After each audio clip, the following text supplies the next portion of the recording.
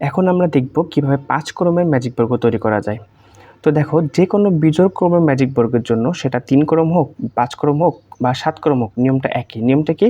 দেখো, একদম উপরের সারিতে এখানে 5টা ঘর আছে, তাই না? তো তার মানে নিশ্চয় একটা তোমার মাঝখান পয়েন্ট আছে, একটা মিডল পয়েন্ট আছে, সেটা হচ্ছে এই যে 3 নাম্বার ঘরটা। কেন? কারণ এদিক থেকে 2টা ঘর বাদ, এদিক থেকে 2টা ঘর বাদ। তাহলে এই পয়েন্টটা হচ্ছে তোমার একদম মিডল পয়েন্ট বা মাঝখানের পয়েন্ট। এই মাঝখানের পয়েন্টে আমি 1 দিয়ে শুরু করব। এখানে আমি 1 দিয়ে শুরু করব, মাঝখানের পয়েন্ট 1। এরপরে তুমি এই যে কোণা বরাবর একটা তীর চিহ্ন দিবা, দিয়ে এইখানে যে ঘরটা পাবা সেই ঘরে তুমি এর পরবর্তী সংখ্যা লিখবা। যদি এইখানে তুমি কোনো ঘর না পাও, তাহলে এই বরাবর একদম শেষে এই বরাবর একদম বামে তাকাবা, একদম বাম পাশে যে ঘর পাবা সেইখানে পরবর্তী সংখ্যা লিখবা। কিন্তু দেখো, এখানেও কোনো ঘর নেই, একদম বাম পাশে এই সাইডে কোনো ঘর নেই। তাহলে তোমার কাজ হচ্ছে এই বরাবর নিচের দিকে পরবর্তী সংখ্যা লেখা।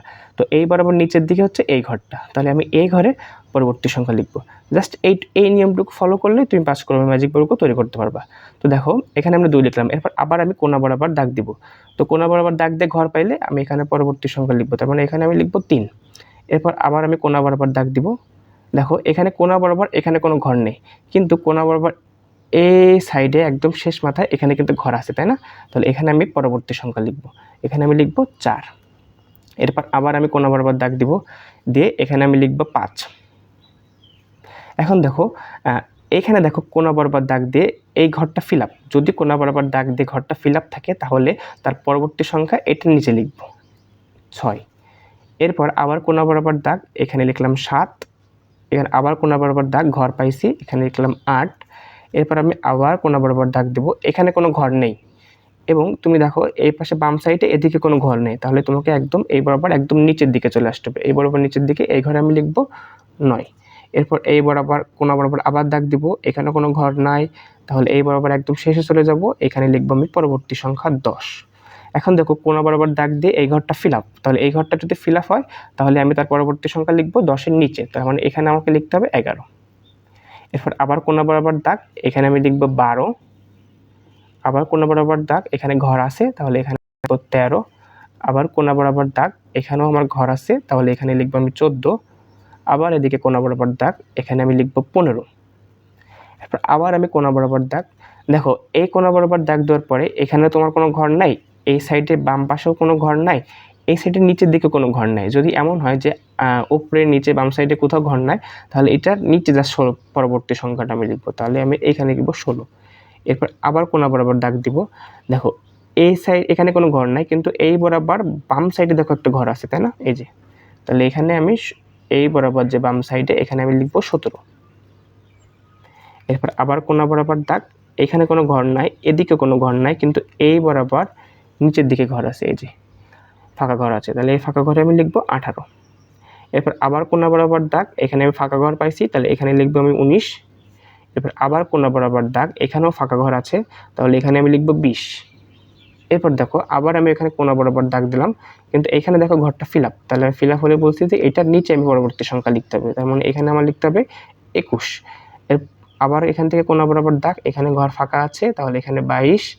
আবার কোণা বরাবর দাগ, এখানে কোনো ঘর ফাঁকা নাই, কিন্তু এই বরাবর এখানে ঘর ফাঁকা আছে, এই বরাবর এখানে ঘর ফাঁকা আছে, তাহলে 22-এর পরবর্তী সংখ্যা 23 লিখবো আমি, এখানে 23। এরপর আবার এখান থেকে কোণা বরাবর দাগ, এখানে লিখবো আমি ঘর যেহেতু ফাঁকা আছে 24। এরপর আবার কোণা বরাবর দাগ, এখানে কোনো ঘর নাই, এদিকে কোনো ঘর নাই, কিন্তু এই বরাবর নিচের দিকে ঘর আছে ফাঁকা, তাহলে এখানে আমি লিখব 25। এইটা হচ্ছে আমার 5 ক্রমের ম্যাজিক বর্গ। এখানে 1 থেকে 25 পর্যন্ত সংখ্যাগুলো এমনভাবে সাজানো আছে যেন তুমি উপর দিয়ে নিচ দিয়ে কোনাকুনি যে পাশে দিয়ে যোগ করো না কেন, তোমার যোগফল একই আসে। এখন এই যে 5 ক্রমের ম্যাজিক বর্গের ম্যাজিক সংখ্যাটা কত, যে কোনো ক্রমের ম্যাজিক বর্গের ম্যাজিক সংখ্যাটা জানার জন্য একটা সূত্র আছে, এটার সাথে তুমি ম্যাজিক সংখ্যাটা বের করতে পারবা। ম্যাজিক সংখ্যা, যে কোনো ক্রমের ম্যাজিক সংখ্যাটা বের করার জন্য এটা দিয়ে তুমি যে কোনো ক্রমের ম্যাজিক সংখ্যাটা তুমি বের করতে পারবা। সূত্রটা কি? সূত্রটা হচ্ছে ক ইন্টু ক স্কোয়ার প্লাস 1 ডিভাইডেড বাই 2। এই সূত্র দিয়ে তুমি যে কোনো ক্রমের ম্যাজিক সংখ্যা বের করতে পারবা। এখানে ক মানে তোমাকে যে ক্রম সেই ক্রমটা, যেহেতু এখানে 5 ক্রম, তাহলে এখানে ক এর মান হচ্ছে 5, তাহলে 5 into 5 square plus 1 divided by 2। তাহলে 5 আর এখানে হচ্ছে 5 5 25 আর 1 26, 5 গুণন 26 ভাগ 2, 2 দিয়ে 26 আমি কাটতে পারি, 13 হয়, আর 5 13 65। তার মানে 5 ক্রমের ম্যাজিক বর্গের তোমার ম্যাজিক সংখ্যাটা হলো 65। তুমি এখানে তুমি উপরে নিচে যেমনি যোগ করো না কেন তুমি 65 পাবা।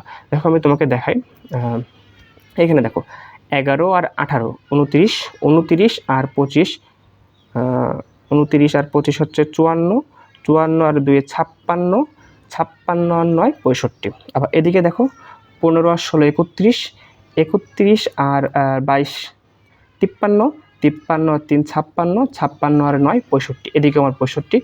আবার তুমি উপরের লাইনে দেখো 17 আর 24, 7 আর 4 20, 41, 41 আর 1 42, 42 আর 8 50, 50 আর 15 65। তাহলে দেখো এদিকেও পাচ্ছ 65, তুমি এদিকেও পাইছো 65, এদিক থেকে পাচ্ছ 65। তুমি যদি কোণা বরাবর যোগ করো এই লাইন ধরে তাও তুমি 65 পাবা। দেখো 11 আর 12, 23, 23 আর 13, 36, 36 আর 14, 50, 50 আর 15 65। তাহলে এই বরাবর তুমি 65 পাইছো। তুমি এই বরাবর যোগ করলো, এই বরাবর যোগ করো, এই বরাবর যোগ করো, তুমি যে বরাবরই যোগ করো না কেন তুমি এখানে ম্যাজিক সংখ্যাটা পাবা 65। তার মানে এটা হচ্ছে আমার 5 ক্রমের ম্যাজিক বর্গ। এখন আমি শুরুতে বলছিলাম যে কোনো বিজোড় সংখ্যার জন্য তুমি এইভাবে করতে পারো। তো তোমাকে তোমাদের বইয়ে যেহেতু 3 ক্রমেরটাও আছে, তো আমি 3 ক্রমেরটা এই নিয়মে তোমাকে দেখাই। দেখো 3 ক্রমেরটা কীভাবে হচ্ছে, তাহলে তোমাকে আরেকটু ক্লিয়ার হবে বিষয়টা। এখানে আমি ফার্স্ট একটা 3 ক্রমের ম্যাজিক বর্গ আঁকায় নিলাম।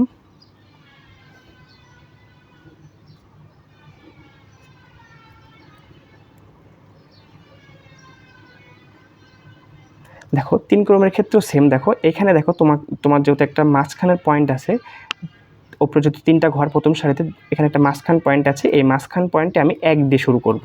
এরপর কোণা বরাবর আমি দাগ দিব। কোণা বরাবর গিয়ে আমি দেখব এখানে কোনো ঘর আছে কিনা। এখানে কোনো ঘর থাকলে আমি পরবর্তী সংখ্যা লিখব। যেহেতু এখানে কোনো ঘর নাই, তাহলে আমি কোণা বরাবর একদম বাম পাশে খেয়াল করব, এখানেও কোনো ঘর নাই, তাহলে আমি এই কোণা বরাবর একদম নিচে চলে আসবো, এখানে আমি পরবর্তী সংখ্যা লিখব 2। এরপর আবার আমি কোণা বরাবর দাগ দিব, এখানে কোনো ঘর নাই, কিন্তু কোণা বরাবর একদম এই মাথায় কিন্তু আমার ঘরটা আছে, তাই না? তাহলে আমি লিখব পরবর্তী সংখ্যা 3। এরপর কোণা বরাবর দাগ দিব, কিন্তু এখানে আমার ঘর ফিরে 3-এর নিচে আমি লিখব 4। এরপর আবার কোণা বরাবর দাগ দিব, এখানে আমার ঘর আছে, তাহলে এখানে 5। আবার কোণা বরাবর দাগ দেবো, এখানে 6। আবার কোণা বরাবর দাগ দিয়ে এখানে কোনো ঘর নাই, এদিকে কোনো ঘর নাই, এদিকে কোনো ঘর নাই, তাহলে 6-এর নিচে আমি লিখব 7। এরপর আবার আমি কোণা বরাবর দাগ দিব, দিয়ে এখানে কোনো ঘর পাইনি, কিন্তু এখানে দেখো আমার ঘর আছে, তাই না? এই যে কোণা বরাবর এই মাথায় কিন্তু আমার ঘরটা আছে, তাহলে এখানে আমি লিখব 8। এরপর আবার কোণা দিয়ে বের হবো, এখানে কোনো ঘর নাই, এদিকে কোনো ঘর নাই, কিন্তু দেখো কোণা বরাবর একদম নিচে এখানে কিন্তু ঘর আছে। এইটা হচ্ছে আমার 3 ক্রমের ম্যাজিক বর্গ। তুমি 3 ক্রমের ম্যাজিক বর্গ, তাহলে ম্যাজিক সংখ্যাটা কত? আমাদের সূত্র ছিল ক ইন্টু ক স্কোয়ার যোগ 1 ডিভাইডেড বাই 2।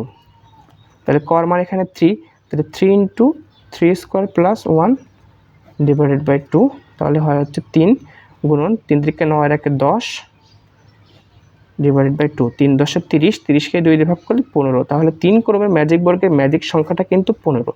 তুমি যদি বিশ্বাস না হয় যোগ করে দেখতে পারো। দেখো 7 আর 6 13, 13 আর 2 15, এই বরাবর যোগফল পাচ্ছ কত?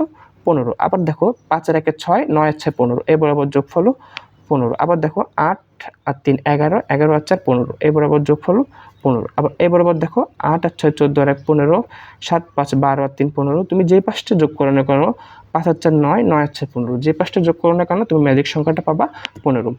তো তোমাদের সিলেবাসে 3 4 5 আছে, তো আমি 3 ক্রমটা দেখালাম আর 5 ক্রমটা দেখালাম। আর যে কোনো ক্রমে ম্যাজিক সংখ্যার জন্য, যে কোনো ক্রমে ম্যাজিক বর্গের জন্য ম্যাজিক সংখ্যাটা বের করার সূত্রটা হচ্ছে এইটা, ক ইন্টু ক স্কোয়ার প্লাস 1 ডিভাইডেড বাই 2। তোমাকে যদি বলা হয় 4 ক্রমের ম্যাজিক বর্গের ম্যাজিক সংখ্যাটা কত, তাহলে কর মান তুমি 4 বসাও, 4 ইন্টু 4 স্কোয়ার যোগ 1 ভাগ 2, তাহলে 4 4 16, 16 1 আর 1 17, 17 আর 2 2, 4কে 2 2 দিয়ে কাটলে হয় 2, 17 2 34। ঠিক আছে? তো যে কোনো ক্রমের ম্যাজিক সংখ্যাটা তুমি এই সূত্র দিয়ে অ্যাপ্লাই করতে পারো, বের করতে পারো। আর এটা হচ্ছে তোমার 5 ক্রমের ম্যাজিক বর্গ এবং এটা হচ্ছে 3 ক্রমের ম্যাজিক বর্গ। আশা করি তোমরা 5 ক্রম এবং 3 ক্রমের ম্যাজিক বর্গ বুঝতে পারছো। তুমি সেম নিয়মে তুমি চাইলে 7 ক্রমের ম্যাজিক বর্গটাও করতে পারো। ঠিক আছে?